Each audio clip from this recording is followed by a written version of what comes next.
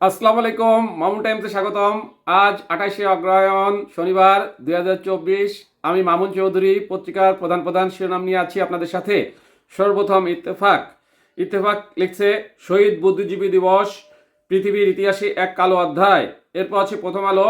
প্রথম আলো main heading করছে বোলিং অ্যাকশনের ত্রুটি, সাকিবকে নিষিদ্ধ করল ইসিবি। এরপর আছে যুগান্তর।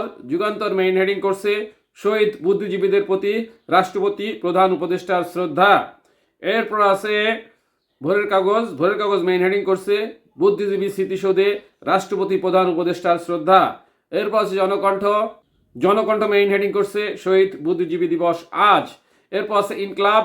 ইনকলাব মেইন হেডিং করছে মূল্যস্ফীতিতে নার্ভিশ্বাস।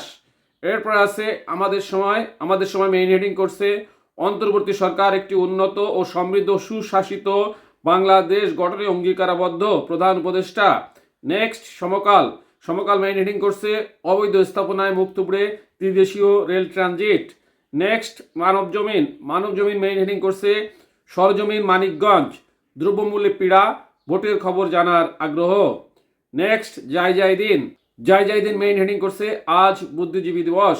এরপর আছে কালো কণ্ঠ। কালের কণ্ঠ মেইন হেডিং করছে নিজ স্বার্থেই সংখ্যালঘুদের নিরাপত্তা দেবে বাংলাদেশ। এই ছিল পত্রিকাগুলোর মেইন শিরোনাম। এখন চলে যায় যে কোনো একটি সংবাদের বিশ্লেষণে। অধিকাংশ পত্রিকায় আজ শহীদ বুদ্ধিজীবী দিবস সে ব্যাপারে হেডিং করছে। জনকণ্ঠ কি লেখছে সে ব্যাপারে? আজ 16ই ডিসেম্বর শহীদ বুদ্ধিজীবী দিবস। মহান মুক্তিযুদ্ধে পাকিস্তানি হানাদার বাহিনী পরাজয় নিশ্চিত জেরে বাঙালি জাতিকে মেধাশূন্য করার ঘৃণ্য চক্রান্ত করে। 1971 সালের এই দিনে তাদের এই দেশীয় দোসর রাজাকার আল বদর আল শামসরা বাংলার শ্রেষ্ঠ সন্তান বুদ্ধিজীবীদের হত্যা করে। মহান মুক্তিযুদ্ধে 9 মাস রক্তগঙ্গা পেরিয়ে গোটা জাতি যখন উদয়ের দ্বারপ্রান্তে, ঠিক তখনই বরেণ্য শিক্ষক, বিজ্ঞানী, চিন্তক, সাহিত্যিক, সাংবাদিক, শিল্পী, চিকিৎসক, প্রকৌশলী, আইনজীবী, ক্রীড়াবিদ, সরকারি কর্মকর্তা সহ বহু মানুষ নির্মমভাবে হত্যাকাণ্ডের শিকার হন।